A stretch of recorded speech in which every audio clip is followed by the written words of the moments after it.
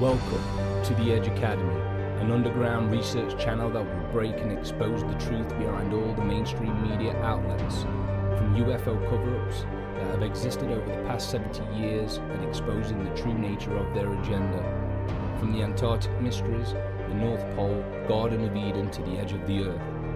Sign up today, subscribe, and find out things you never knew even existed. Now comes Dr. David Anderson. He is a scientist and flight test engineer, founder of a company called the Time Travel Research Center. This company has pioneered the development of a time-warped field technology. Did you hear me? Pioneered the development of a time-warped field technology that is demonstrating that real time control is much closer than most of us realize.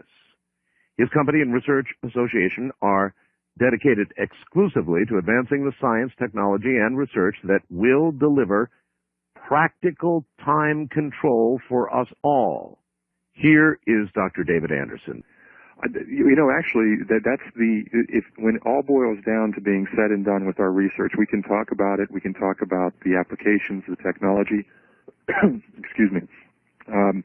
But essentially what our great accomplishment is that we've found a way to create a time dilation at a much lower energy level. That is the bottom line foundation of our entire research. A time dilation at a much lower energy level. All right, let's hit it one at a time. When you define the term time dilation, essentially meaning that the rate at which time passes can be sped up or slowed down is probably the simplest way to put it.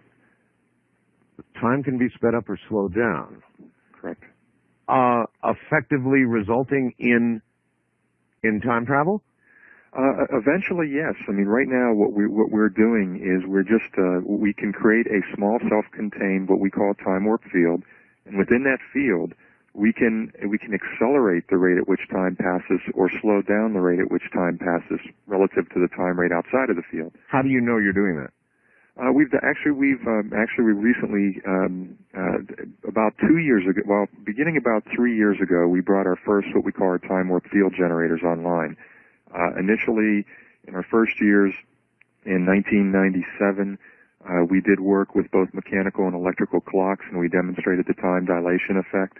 In 1998 was a big year for us because we did our first test on a living organism. We actually used a living plant organism, and we were able to accelerate and slow down the life cycles of that living plant organism. So okay, again, one at a time here. You just used a term, time warp field generator. Yes. What is that, pray tell? Well, essentially, the theory that we introduced, it's a theory I introduced back in 1988. It's called time warp field theory. It's a discussion, an approach, and a technique that allows the creation of a field that will allow you to accelerate or slow down the rate at which time passes. The generator that we use to create that field is called a time warp field generator. And by what means does it do that? In other words, what kind of field? Are you generating, I'm going to just take a stab in the dark here, some sort of electromagnetic field? Or is electromagnetics, or can you not talk about this? No, I can talk about certain characteristics of it. All right, is electromagnetic energy involved? Yes, it is. I mean, in our application, we use electromagnetics, but not necessarily in the same way that many people might expect us to say. I mean, our generator is very similar to, I guess, what I'd call a plasma generator, more of like a plasma generator that people will be familiar with in a high-energy physics experiment. So you're saying you use an electromagnetic field to contain plasma? Well, actually, that's pretty close. We have an antenna that induces what we call a high-speed rotational magnetic field, electromagnetic field in the core. Then we have an injector system that establishes a special environment, and then we use a high-energy laser array to induce the time warp field. So there is an electromagnetic component, but it's not.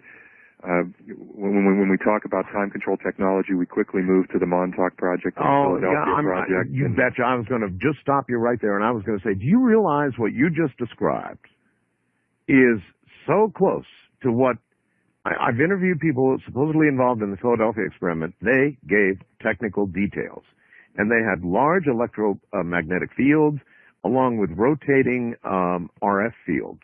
Yes. and that's starting to sound an awful like what you just said. Actually, not completely. We do have a rotational electromagnetic field, but it is a minor part of what we do. A critical part of what we do is an injector system where we establish we induce a gas reagent into the core of our generator, and then we use a high energy laser array. That reagent in the laser array is really what initiates and controls the field. However, it cannot be initiated without the electromagnetic field. Once we open up a time warp field, that electromagnetic field, the rotating electromagnetic field we have, really tapers off. We use it for control, but it's not as important after the field is opened. As within the Philadelphia experiment and the Stories of the Montauk Project, that was a key critical element. Time travel to actually control or alter time rates would take a massive amount of energy. Yes, as much as the sun might have. As much as the sun might have. It's a good, very accurate number according to classical physics. What we've done is in this model that was discovered when we were analyzing and solving the satellite position problems, we discovered a relationship between time and energy. And maybe I can explain it to your listeners a different way. Okay. We all know, as children, we've held magnets in our hands. Sure. And we know that if you put two poles together, sometimes they'll push away, sometimes they will attract each other. Now, if you hold them very close in your hands, it works fine. Well, what happens if you stand on one side of the room and you put the magnet on the other side and you rotate it around? It'll have no effect on the magnet on the other side.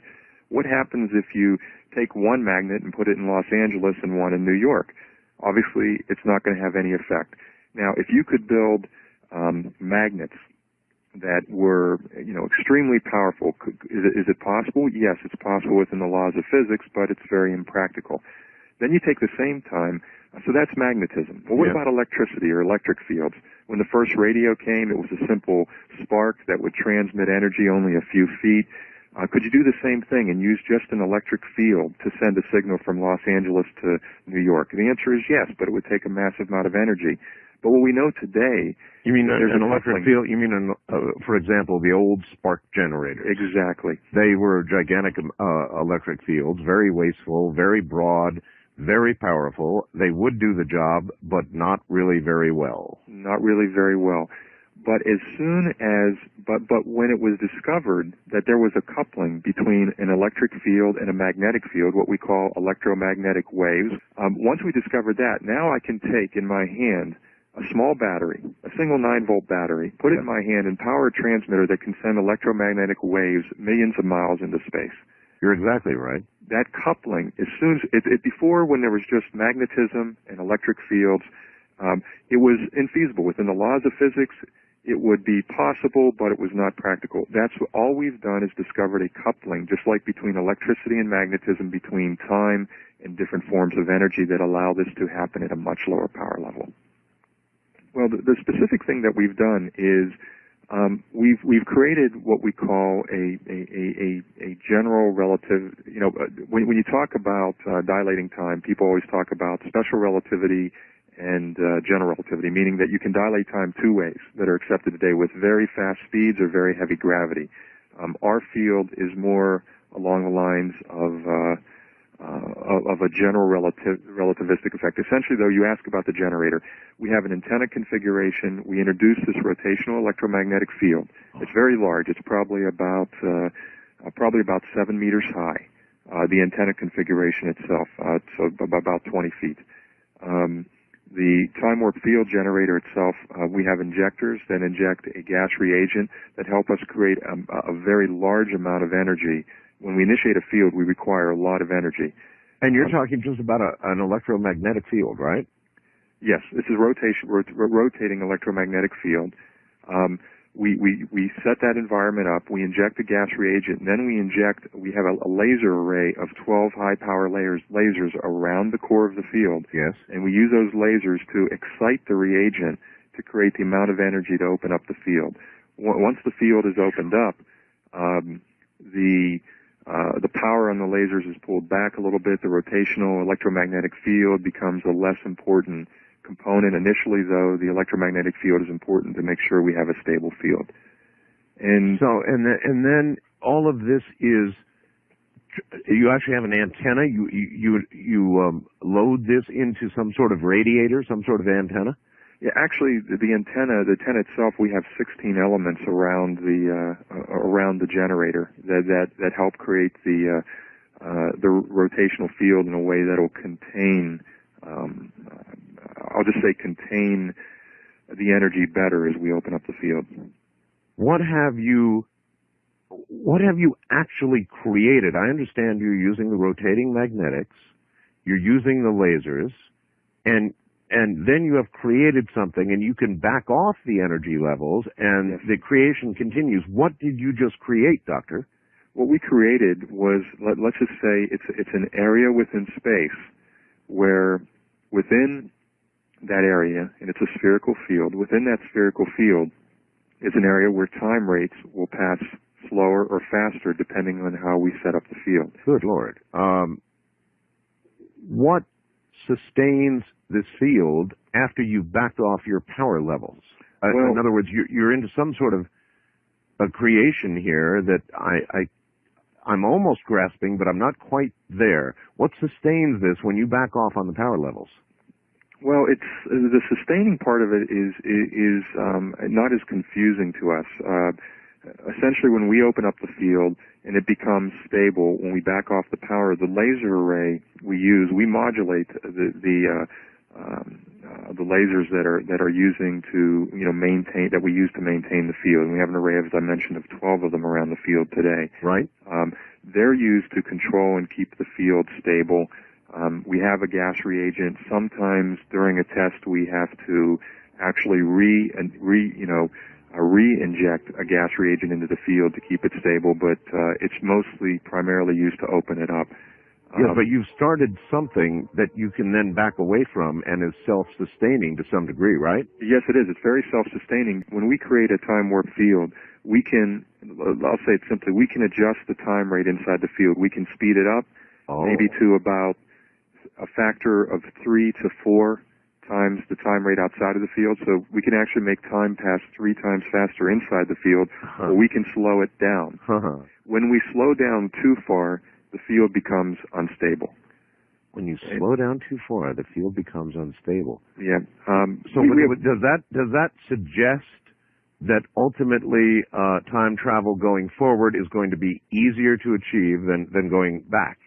Oh, actually, that's a very accurate statement today, even without any knowledge of our research or any of the other research going on around the world. Yes, time travel in a forward direction is much easier and much more achievable today than time travel in a reverse direction. All right, here's the next question I want to ask you. We'll leave the field for a moment, and let me ask you: how do you prove that you have accelerated or decelerated time? How do you do that within this field? We've done it with I'll say 3 ways, and we're underway with our 4th way right now.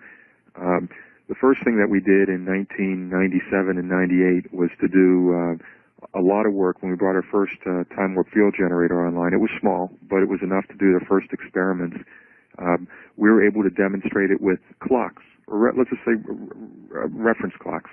Okay. 1 clock outside of the field, 1 clock inside of the field. Right. And we were able to measure the time rate differences inside and outside of the field. You're telling me you could actually see a clock in the field either running slower or faster than the reference clock? Yes, and we did it both not only with electronic but also with mechanical clocks as well, because a lot of people talk about the magnetic field effect on electronic equipment. Sure. So that was our first demonstration, which was really our big breakthrough. Okay, before you leave that one, how much difference in time could you observe? Well, not that it matters a lot, but because it just demonstrates it, period. But how much? Let me introduce a term because it's easier to talk about this way. If we have a field, outside of the field, we call the rate at which time passes the reference time rate. That's the time rate that we're seeing right now. Inside the field, we were able so far stably to accelerate the field, the time rate 300% inside the field, which means a factor of 3 times faster, which means when 3 hours pass outside of the field, we can have, or when 1 hour passes outside of the field, we can have 3 hours pass inside. And we've been able and we've been able to stably slow the time rate in the field down to about 35%. meaning that we could slow the time rate inside the field to that point, 35% of the reference time rate. So when 100 minutes pass outside, we can have 35 minutes passing inside. Well, that's incredible. Yeah, it is. The That's application. absolutely incredible. Oh my God! And so then, when you take the clock out, there is, in one instance, a 300% difference, and you're sitting there looking at two clocks with that much difference. Yes, absolutely, absolutely. Holy smokes! In some cases, when we initiate the field, we have to. You can't always visually observe the clock inside the field. The field has a characteristic of Dopplering energy up or down, mostly because of the time rate and the boundary of that plasma field. When it does, sometimes the visual, I think everybody's pretty much familiar with the Doppler effect, the shift in frequencies. Yes. When you go across a boundary layer that has a time rate divergence, it has the effect of Dopplering frequency. So sometimes when we adjust the field, you'll actually see an object appear to its frequencies, including its colors, to shift, which means eventually they'll shift out of the visible spectrum. It looks like they actually disappear, but they don't. Oh my God, really? So, in other words, at least visually, on occasion, the clock in the field, to the eye, disappears. That's correct. One of the most interesting examples we use a mechanical clock that involves a series of rolling and dropping metallic balls. And when we create that slowed time rate in the field, just before the object becomes not visible, you can see the mechanical clock functioning at a lower speed, and you can see objects falling, these metal balls falling in the clock, actually slower than noticeably slower than they would if you were holding them outside of the field. And again, it's due to the time rate divergence, and that's a real powerful. That's probably from an experimental standpoint, it's the most worthless experiment, but from an emotional impact, when people see that experiment, they freak out.